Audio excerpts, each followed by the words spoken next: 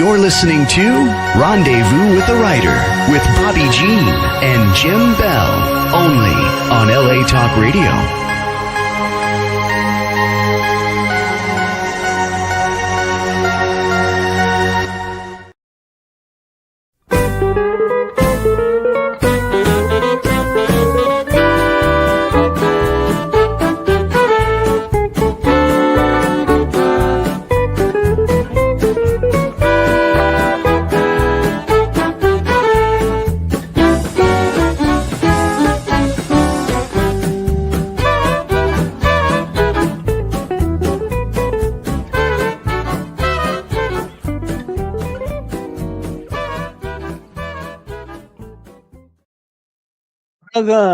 Welcome to Rendezvous with A Writer, where readers and writers meet. And story is everything. We're your hosts tonight, Jim and Bobbi Bell. You're just going to listen to Hot Texas, the Hot Texas Swing Band. Yes, and we thank Alex Dormont for that music that opens and closes the show every week. And you are listening to episode 183. This is the first episode of May 2026, and kicking off the show, honey, well, let's see. We have Henry Park. Yeah, but you're not going to tell us yet, because first you have to tell us where we're broadcasting from. Careful the script here. Yeah, where are we broadcasting? I'm so excited. I can't stay on outline. Where are we broadcasting from tonight? Well, I tell you, it's March the 27th, 1915, and we were in Stroud, Oklahoma. We're going to do a story on Oklahoma bank robberies. There are 2 banks here, and everything is peaceful. Wait, I just saw a group of armed men heading for the First National Bank. And wow, another group heading for the Stroud National Bank. One of the men looks like Henry Starr, the bank robber. Bobby, it doesn't look like a good day for Stroud. Oh, no. Do you think that Henry Starr knows we're going to be talking about him tonight? I don't know if he does or not, but I think we better take cover. Jim, who are our guests tonight? Henry Park, film editor of True West magazine. Hello, Henry. Hello. We're delighted you're with us tonight. And I don't think you're in Oklahoma. Where are you? No, I almost said Brooklyn out of habit, but I'm in Los Angeles. Very nice. Delighted to have you. And who's our other guest? Let's meet our featured guest, Mark Archuleta. Hey. Howdy, everybody. And I don't think Mark's in Oklahoma either. No, Although I think he's probably been there. Mark, where are you tonight? I am in a little mountain town called Green Valley. It's in California. And anyone who's ever heard of Magic Mountain Amusement Park, I'm about 30 miles north of there. And all we have here are coyotes. Yeah, or coyotes. Or if you've heard of where we come from, Santa Clarita, California. That's right in our old stomping grounds, isn't it, Mark? That's right. And you know, Sure. we just found out that right now, and maybe for a little while, Henry is in LA. So you two better get out your daytimers and figure out when you can grab a cup of coffee together or something, right? Or something stronger. Something stronger. Yeah, or something stronger. So tonight we're going to be talking with Mark in depth about his newest book, The Real Thrilling Events of Bank Robber Henry Starr, from Gentleman Bandit to Movie Stardom and back. And to be starting us off this evening, we're going to talk with our good friend Henry C. Park, the author of The Greatest Westerns Ever Made and the People Who Made Them. And Henry, in this month's True West magazine, Oh my God, we have more post-it notes. I think we have a post-it note on almost every page. Henry is also the film editor of True West magazine. Our newest copy just arrived. Honey, this is what did we say? This was the March? Yeah, May and June. We just got it yesterday. And Henry, you have the cover story. And I'll try to hold this up a little better to the camera. Who's the cover story about? Robert Duvall. Yeah. All about his playing Gus McCrae in Lonesome Dove. Yeah. And Great article. It's a great article. And you've interviewed, did you interview him more than once? No, only once, but I'm happy to say it was a very long interview. it was supposed to be 20 minutes. I think we talked for an hour and a half because he luckily liked my question. Oh my goodness. And Good. besides that article, we're just gushing because we love this magazine and it's our go-to for all kinds of information. So Jim, what was the other thing that we wanted to talk to him about? Let's see. I have to get it. Look, I have I have to get my hands on these little post-it notes. the post-it note. Oh, is on Henry's We have a book. review here on Yes, Henry's book, and it sits right next to a Stuart review. Stuart Roseberg did this Yes. little blurb on your book. Okay, so I'm trying to hold up. So, this is a review that Henry wrote on, On this. yeah, this one, Mescal. Yeah, Mescal movie set. Tell us a Right. little bit about, yeah, tell us a little bit about that book, Henry. Well, it's a very detailed history of the western movie town of Mescal, which is owned, or at least was built by the same people who run the more famous Old Tucson western movie town. And it's the details are fascinating. I mean, if they're discussing a movie that was shot there, you're going to learn not only about the actual filming of it, but the history of the novel that it was based on and the facts behind the novel and so on. It's really in depth and beautifully detailed, very entertaining stuff. So we should have this author on with us, don't you think? I think that would be an excellent idea. All right, we'll see if we can set that up. And Great. then you also did an article, and our friend Julie Pamilia is right there in the picture. Oh, You did that's an right. article, Cowboys History in Hollywood. Right. At the which Reagan is- Library. Yeah, tell us about that Yeah. one. Okay, that's a wonderful show they had at the Reagan Library of fictional and real cowboys, with a special look at cowboy presidents, including Teddy Roosevelt and Ronald Reagan. It's a great show. It closed there, so it is now. I'm trying to remember. I've got my post-it in my copy too. Yeah, It closed about a week and a half ago. because we were there. We were there the last The Friday. Friday Yeah. morning of closing weekend, and let's see, where does it go? Oh, I'm here it is. sorry. You have it? It's going to be in the Multicultural Center in De Pere, Wisconsin. It opens in June. I don't know the Okay. exact Yeah. date. But And you remember when you went through, what was do you remember the final vignette as you exit? Who's there in the final exhibition? three of my favorite Westerners, Trigger, Bullet, and Buttermilk. And there was a huge group around that as we were, leaving, and we're very familiar with them. We didn't need to read label copy or anything, but there was one of the docents was very engaged with a large group of people, and it was so fun because they were each wanting to tell their story. All kinds of stories about Trigger and Buttermilk and Bullet. That was for me almost one of the most fun parts of the exhibition was hearing people interact with their memories. Right. Okay, let's see. And then, were we going to talk about this one now, or are we going to do that in a minute? Okay. We can just point that one out. Okay. Because we're going to get into the book. But this is Stuart Rosebrook's a little review of Henry Starr, the bank robber. Yes. I'm trying to get my fingers on. I'm not Vanna White, as I often say.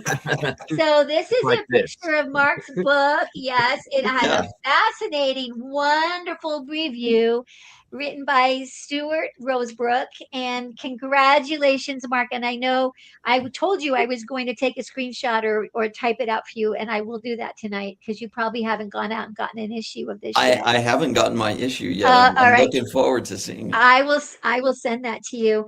So Henry, Yes. it's roundup time. Take it away. All right. I will be happy to do that. Some very big Western news broke this morning, exclusive to Deadline Hollywood, in an article by Justin Kroll. Teton Ridge Entertainment has acquired the remake rights to High Noon from Karen Sharp Kramer, the widow of producer Stanley Kramer, and from other rights holders. Mrs. Oh. Kramer said, quote, "Over the years, I've received many offers for High Noon, but I've waited for a partner that truly understands its legacy, values, and eternal themes. My husband believed in the power of stories to challenge us to stand up for what's right.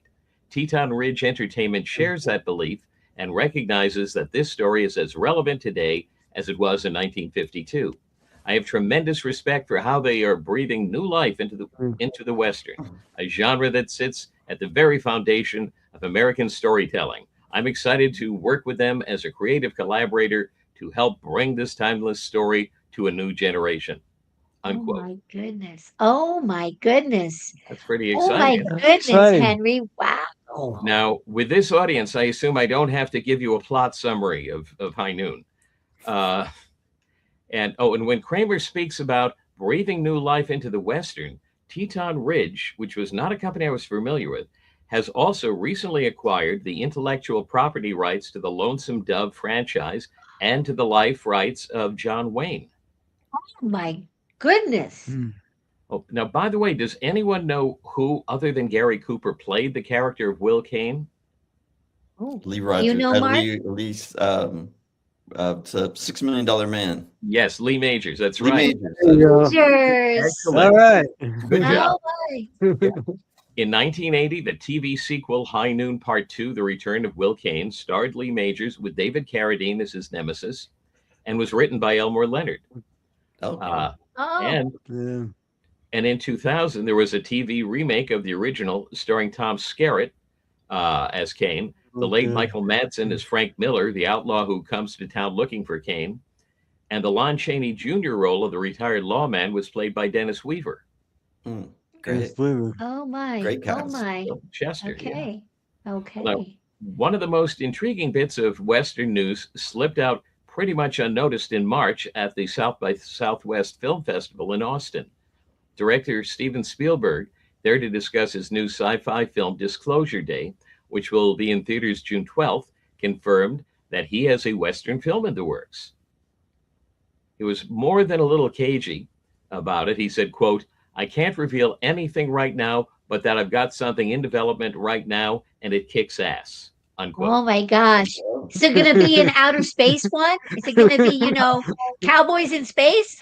Oh gosh, I hope it's not like that third Indiana Jones movie, or is it the No, fourth? no. Now this will be Steven Spielberg's first time directing a Western, but does anyone remember when he produced one? He didn't do news. He didn't do, no, tell us. No, well, it was in 2005 miniseries Into the West. Mm-hmm. Oh, okay. that. I actually remember that. Okay. It was a huge Yeah. deal at the time, and it's well worth catching. One interesting aspect, because the story takes place over a long period of time, is that more than one actor played major roles. Zahn McClarnon, who's Joe Leaphorn on Dark Winds, plays young Running Fox, and Russell Means, who played Chingachgook in Last of the Mohicans, plays older Running Fox. Oh. Oh. And Michael Spears, who has a great role in 1923 as Runs His Horse, plays young Dog Star in Into the West. And Gil Birmingham, who's Thomas Rainwater of Yellowstone, plays older Dog Star. We'll need to find that. Yeah. Yeah. We'll need to find that. It is available. It is streaming through Amazon, but I don't think it's directly from them. I think linked to somebody, but I checked that. I think we have to find that. Yeah. Oh, and please check out the May-June issue of True West. You may find other magazines featuring Robert Duvall, but there's only one with my name, Henry C. Park, on the cover, and that's True West. Well, seriously, it's, as we were saying before, it's a look at Duvall's unforgettable portrait of Gus McCrae in Lonesome Dove. And in addition to interviewing Duvall at length, I also spoke to his co-stars Diane Lane, Ricky Schroeder, director Simon Windsor, and just recently to Barry Corbin and D.B. Sweeney. And in the just posted new Henry's Western Roundup, you can read my interview with director Alex Cox about his new Western, Dead Souls. And you can read all about this Mhm. and so much more at henryswesternroundup.blogspot.com. All right. So Henry, can I give you a scoop? I don't know if we got to go to break, but I got a scoop for No, you. no, we will not break for a scoop. Go ahead. So you mentioned Zon McLarnon of Dark Winds, Yeah. and he and I and his agent Gloria Hinojosa are developing this Henry Star project to be a limited series, and he would be playing the Oh, lead of Wow. Henry Oh, Star. oh man, that is perfect. I can immediately see him as Henry Star. That's great. Yeah, That's oh, This so is hot off the press, right? like you that's heard right. it here first. that's outstanding. And he is Oh, such a good guy. I oh, he was Yes. on the first time I was ever on the set of a Western, he was in it, which was a film called Yellow Rock, which is going back like 12, 13 years ago. And you just watched him for like 2 minutes on the screen and you knew there was something terribly special there. So I'm just so oh my glad how well God. he sounded. This is wonderful news. Oh, what Yeah. wonderful Well, maybe news. make your roundup. Well, Yeah, I will yeah, have to yeah. update it. Well, you need to get together. You need to get together. Yes, we You need do. to get together. Yeah, yeah. Well, let's see. We are going to take a quick break, and then when we come back, we're shifting gears a bit because it's all about Mark and Henry Starr. That is. Are you a writer? Our sponsor is Blue Cottage Agency and Clicks by Madison are standing by to assist you. And here's a special offer created just for you, and we took advantage of it.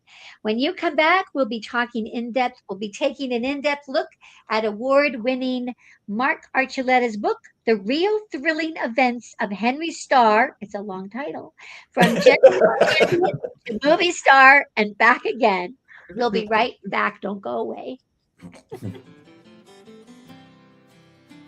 Authors, welcome home. Every author needs a website, a home base for their brand. Professionally showcase your books and brand with a custom website landing page starting at $369. BlueBookshelf.com. It's a great feeling to be home. Contact the Blue Cottage team today to get started. Welcome back. Welcome back to Rendezvous with a Writer. We're talking with Henry Park and Mark Archuleta. Yeah, we are. Yes, we We got are. two Henrys. Two Henrys, and they're both stars. I like that. Mark, before we introduce you, we'd love to just say a congratulations on your recent award. Western Writers of America named this book the 2026 Best Biography, and Yeah. we're so excited for you. I'd love to know, what did you think and how did you hear the news? I was at the Tucson Festival of Books. I was a presenting author there. And on the panel, the moderator was Stuart Rosebrook, who Ah, is also the Very same good. person who wrote the review in the current True West magazine. I hadn't met him before. Very nice man. And yes. he made the announcement to the crowd. And it was just so amazing. There's so many Yeah. terrific authors out there and so many terrific life stories. And the fact that the most prestigious Western Writers Association selected my book is really just a tremendous honor. Yeah, and they do. Yeah. That is the annual unveiling of the awards are at that Tucson festival in the morning. That's when, all of us learn that. So, oh, that's so cool that you were there. That's very cool. And so the presentation is going to be at their convention in St. Louis Yep, in June.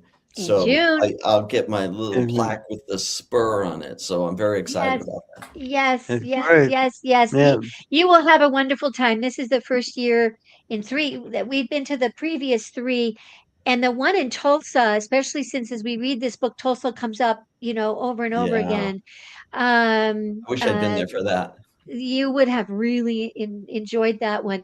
But you're going to have the best time, and everybody's going to be looking forward to chatting with you. So be ready to not get any sleep, and a lot of people have a lot of business cards and a lot of bookmarks or whatever. Go with something that you can pass out to people. I will do it. I'll do it. Good advice. Yes, we've learned that. All right, Jim, tell us a little bit about our guest, Mark Archuleta. Yeah, I almost felt I needed to make a little update here to your biography, considering the news you just told us. But we're going to read it the way it is. Okay. Mark is an Emmy-winning screenwriter, journalist, and performer, a fifth-generation Coloradoan of Spanish Basque descent. He grew up steeped in the history of the American West and the colorful characters who inhabited it. Mark loves exploring how fictional fact is refracted through the prism of film and TV. I had to think about that line a little bit there, Mark. And then he talked about it, and then I told him, and then he was like, "Oh, I get it." I thought I was going to go back to my high school physics and figure it out.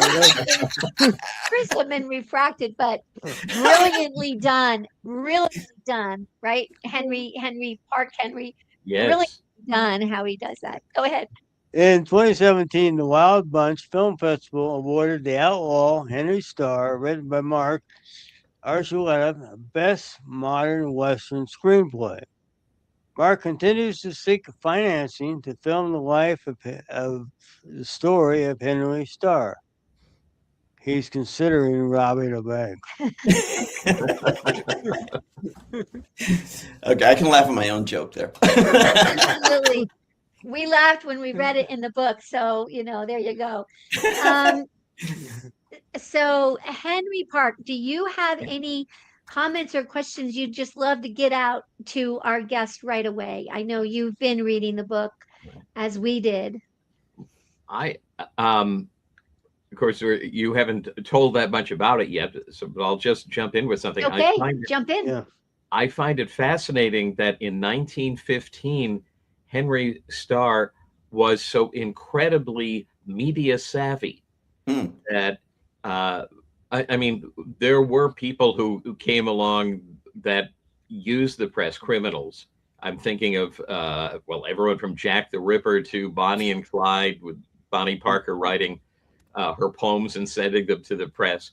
But I never heard of anyone before Henry Starr who not only publicized himself, but planted false clues about himself. How did he come up with this? What was the background that made his brain work that way? Well, he was a celebrity really at the age of 19. And you can see over my shoulder that he had his own dime novel series. Right. He was the only outlaw to headline his own series other than Jesse James. So at 19, he was already at that level where people knew his name and knew his reputation. So at 19, he has his own dime novel. At 20, he's sentenced to hang twice. Yeah. So Judge Parker. Yeah. By Judge Parker. So thank goodness, that didn't happen. So he could continue to use his media savvy. When he's in the Colorado State Penitentiary, he writes his autobiography, and he actually publishes his own autobiography again, using the publicity, as you say, and he was already famous. The thing about the autobiography, which is this book right here. There you go. Yeah. Yeah. Going in and out, but it's called the Thrilling Events, Life of Henry Starr. And that's why mine's the real, like movie real Thrilling Events. It's that prism thing. But so he had the book, but the thing about the autobiography was he hadn't even done the greatest things yet. He hadn't even done the double bank robbery at Stroud. He hadn't become a movie star when he wrote that book. And at the end of the book, of course, he says he's completely reformed. And we know that's completely not true. But yeah, entirely. but he was so charismatic, that he had relationships with newspaper men and police officers and just about everybody. So yeah, he when he was had his little crime bungalow in Tulsa, he would drop hints to the newspapers that he had fled to South America, like, famously like Butch Cassidy and the Sundance Kid did. And he would always drop those nuggets, to keep people guessing and never knowing where he was. And then, of course, the motion picture industry comes out and wow, that's, the motion picture industry was the new Wild West. And he was savvy enough to take advantage of it, like you say. Right. Yeah. I assume that with the Log Cabin Library, he was not paid, was he? To be the subject of those books, whereas when he gets to the screen, he actually gets money. Yeah, he gets money. Well, the funny thing about the dime novel is you can't really see it, but on the picture, he has like a whiplash mustache. So they didn't even know what he looked like, right? Or if they did, they didn't care. And the story is only somewhat factual, but it's completely entertaining. It's so entertaining.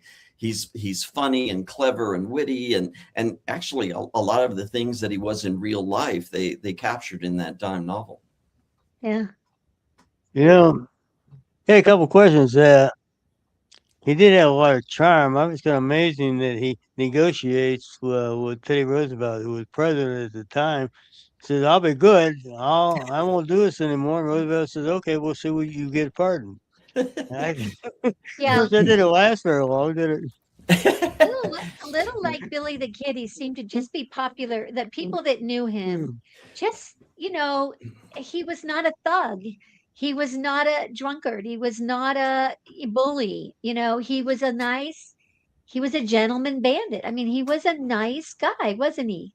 People loved him that knew him. Yes. So I was going to say, that he does have a bad reputation among a lot of people that would like to have seen him hung, and said the world would have been better off if that had happened. But those were always people that had never met him. And the people who knew him personally were just, like I said before, charmed by his intelligence. He was an autodidact. He actually had to quit school when he was in elementary school because his father died and he had to go to work and support the family. But he always spent the time in prison educating himself. He actually qualified as a lawyer, very bright, knew history, would quote history all the time. And so people just found him really fascinating and interesting and thoughtful. So the people who didn't ever meet him didn't like him. Those who did loved him. Yeah. So, Mark, yes, when did you meet Henry Starr? And how is it that you became passionately involved with the telling of his life? So this was probably around 1990, and I was in Crown Books when they used to have Crown Books stores. Yeah. And this was the one in Burbank. Yeah. And I'm looking through the bargain bin basket they have, and that's where I found this. Okay. And I started looking through this, and I said, well, I was an actor, and I was looking for projects to develop for myself. And I said, well, hey, this guy kind of looks like me. And I'm and I'm going through this, and I'm going, wait, he was sentenced to hang twice, and then Teddy Roosevelt commutes his sentence. And then I find out later that he became a motion picture star. I said, this is a movie. And so I spent the next, 30 years trying to get a movie made and basically rescue him from the bargain bin of history. Right? That's a good one. And let everybody know his amazing story. Yeah. You mentioned a minute ago, we talked about the dime novel. And we also talked about how you tell a story. What was it? Refracted prism. How you bring everything together. Yeah. And I found reading the book and Henry P. You can jump in here, but as a reader, I found that I said to you the other night, it's like a 9-course meal. It's so rich. There's so much that you cover. It's not just that we're following Henry along and he does this and he does that and he meets this person and he's in prison. It's that you also bring in the social economic, like what's going on, what's happening with the development of the movie industry, what's happening with, he's partly Cherokee. Yeah. You get into whitewashing, you get into, even in film, blackface, and you bring up a lot of things that become the seeds for which we later see develop into riots in different parts of the Hmm. country, including in Tulsa. And you're using Henry's story as a, because his life touches all of these things that are happening, aren't they? um and yes, he's robbing banks and he's still on horseback, even though the automobile is beginning to come in. One of the things that so struck me that I had no idea about was censorship and the Hmm. Comstock Act. And Yeah. you say that killed the dime novel. Now, I've heard about dime novels all of my years hanging around with Western writers and Western museums, and dime novels, dime novels. I never really thought about what made them die. I figured, oh, people started reading magazines or newspapers, or they were now buying book. There was just something that came along that replaced it. I didn't know. Tell us about the Comstock Act briefly, if you don't mind. I think it's important. Yeah, so the Comstock Act passed in 1873. That's was the same year that Henry Starr was born. That's how old this is. And if you've been reading the news, you'll see that even today they are trying to use the Comstock Act. The Comstock Act was named after Anthony Comstock, who was a lackey for J.P. Morgan, who went to Washington, D.C. with a valise full of money to influence lawmakers that there was all these terrible things happening that needed to be curtailed, in terms of what they would consider pornography. And so this was just a moral thing. And what they would do was control the post office, and the post office would control who got second class postage, which was what dime novels were. Part of this moral backdrop was that dime novels were corrupting the youth of America. And pretty much whenever there's a new form of entertainment, somebody wants to control it. And Anthony Comstock was behind it. He eventually partners up with the Women's Christian Temperance Union, who had their own division of vice, right? And together, they decided that they were going to pressure these publishers. There were two main publishers of dime novels, which was Frank Toucey, and Street and Smith. And they were publishing the mostly like Frank and Jesse James, right? Later would produce the Henry Starr series. And they pressured them, saying, you will lose your right to be able to mail these out if you don't stop producing them. Wow. Toucey says, okay, I'll break all the print. I'll do everything I can. But that really wasn't good enough. They wanted to shut them down. And by 1903, they were out of existence. That's to me, that was just fascinating, and already the censorship with movies when they were so young.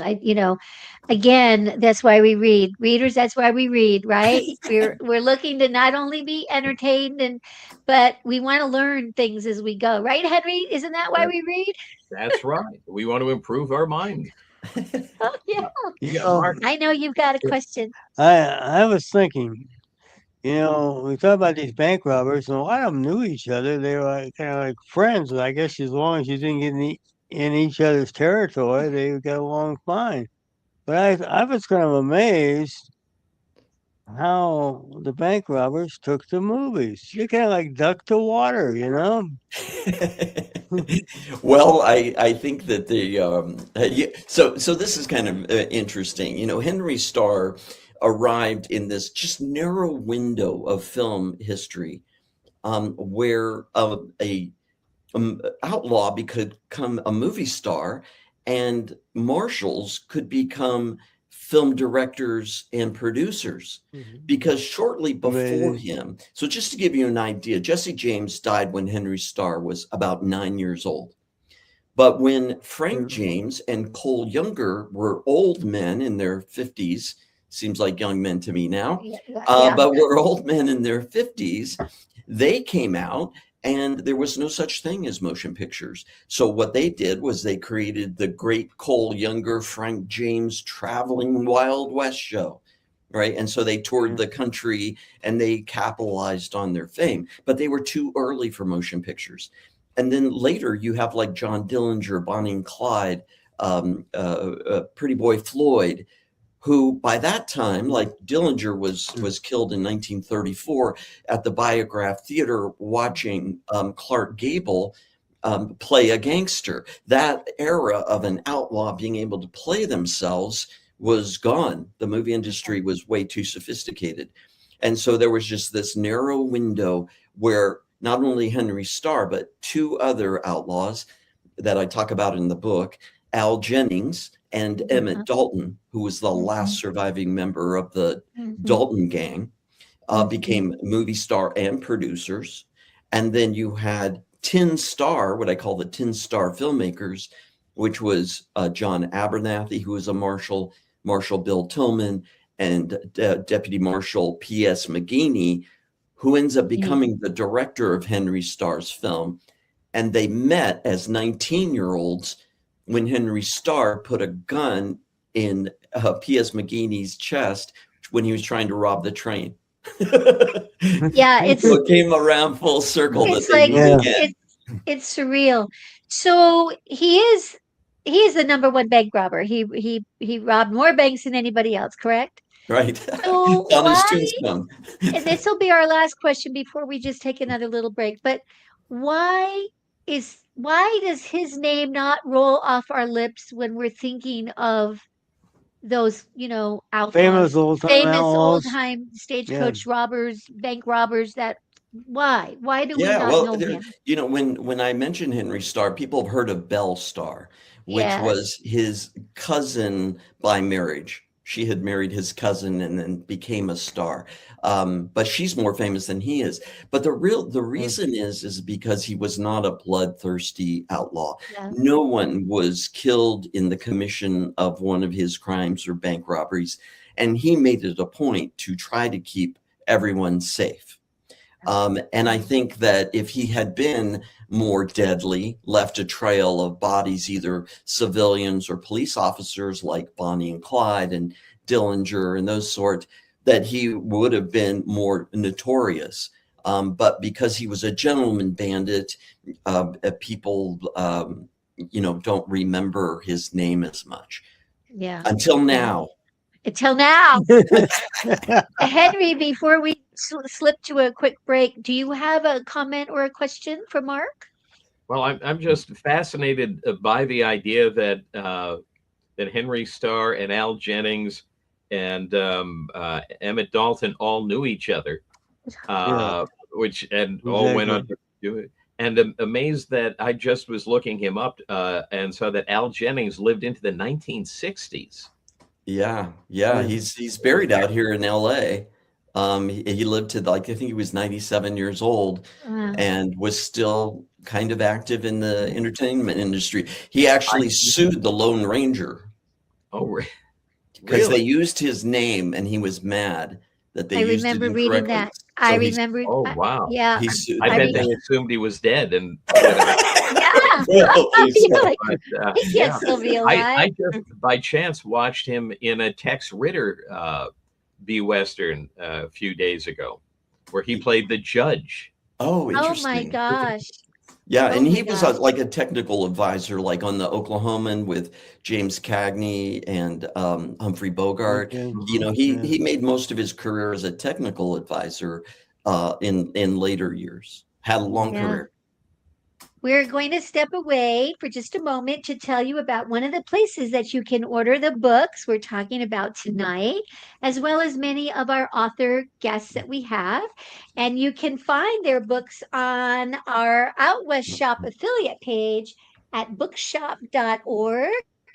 And that's a wonderful way to support our program. And you can, we're going to find out a little bit more about the Gentleman Bandit when we come back. Don't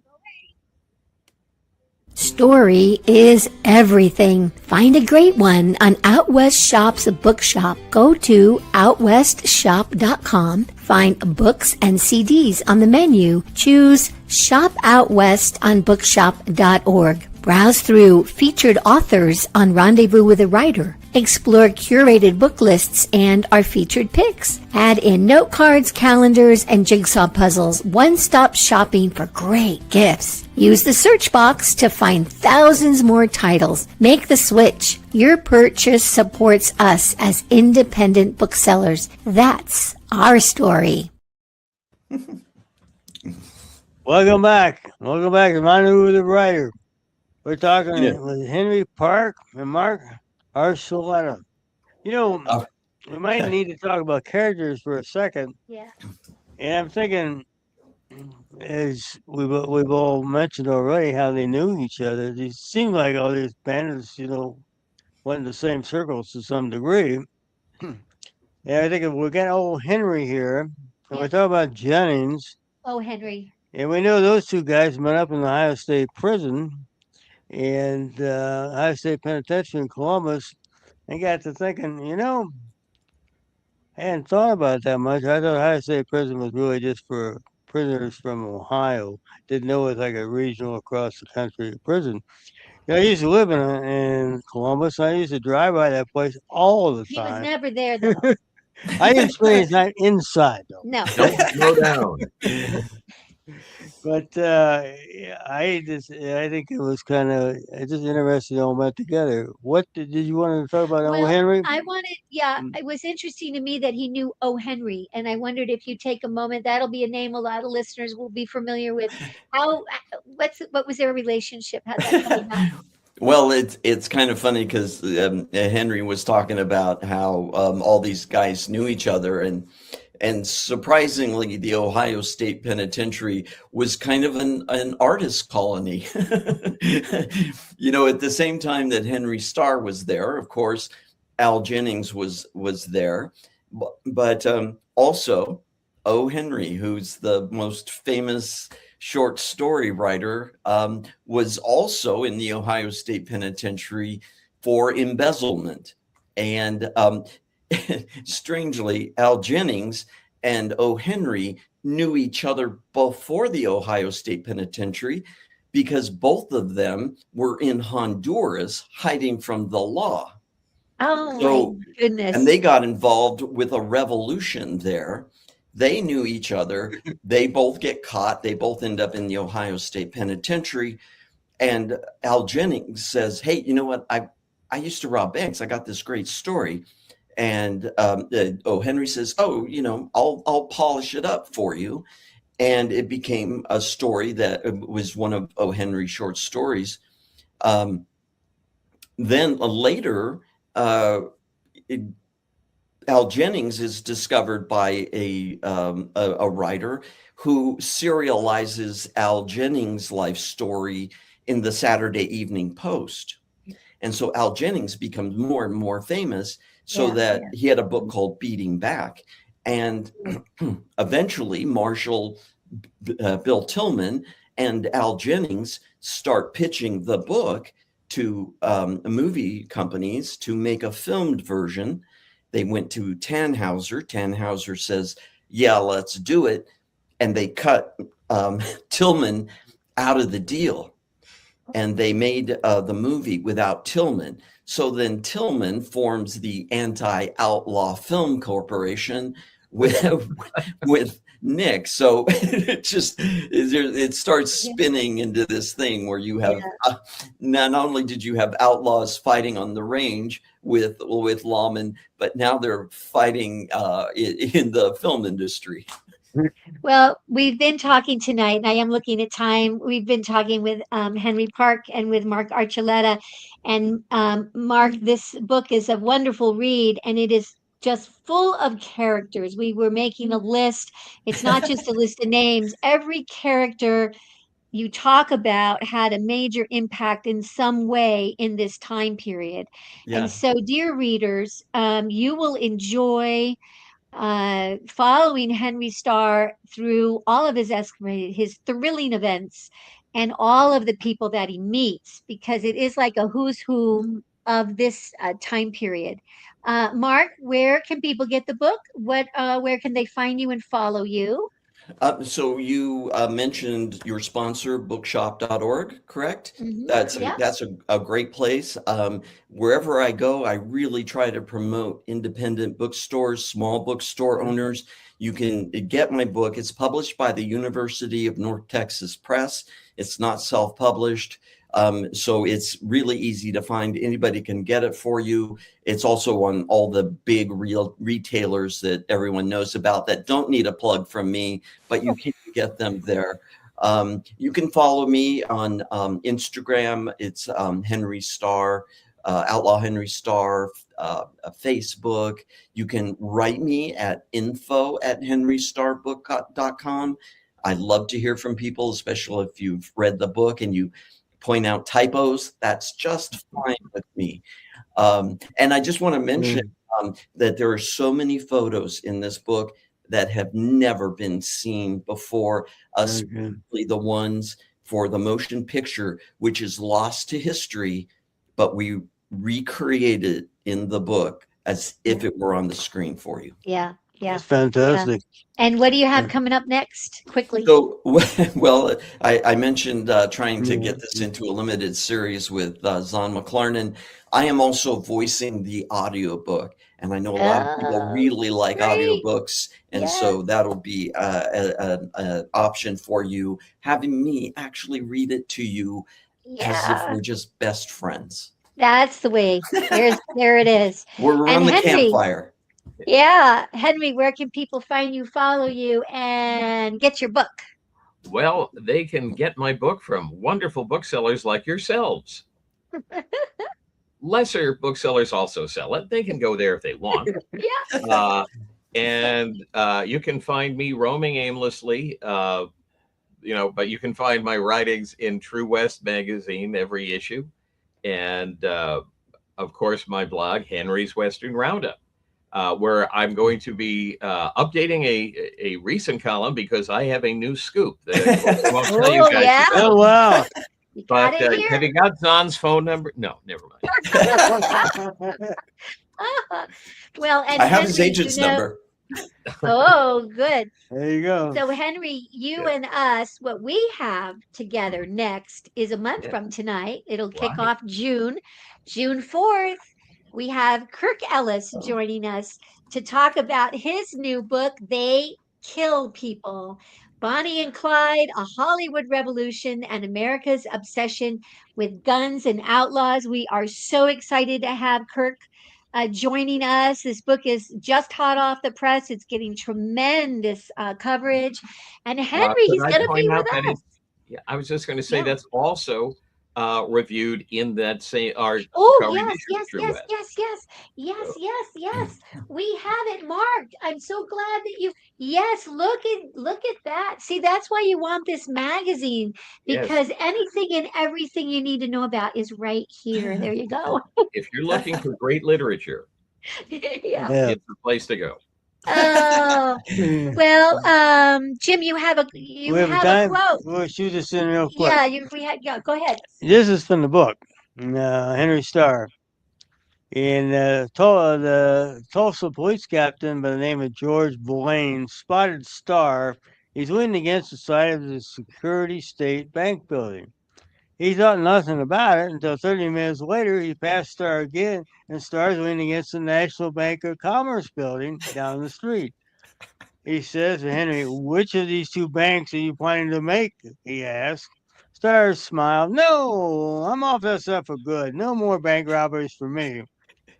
Well, Stars one time vowed that he'd gone straight, and beat back was now an outright lie. Star bemoaned the heavy automobile traffic along Main and 2nd Streets. He says, "There was a time when it was really easy," Star said. "Just a little gunplay and a little rough talk, and the money was yours." Yeah. Well, Thank you for reading that. we want to say a quick thank you to our sponsors, Blue Cottage Agency and Clicks by Madison, Alex Dormont and the Hot Texas Swing Band, Sam Hassan, the engineer, producer, and owner of LA Talk Radio. Next week, join us for another full house. Returning author Jeff Crawford is with us. And the Nick Whale, the CEO of Dusty Saddle Publishing, will be with us, and we'll be talking about Jeff's two newest books, including the newest of America 250 series, Tom Horn, Setting Cheyenne Back to Right. We're very excited to start reading these, Jeff. If you're watching, we'll be ready.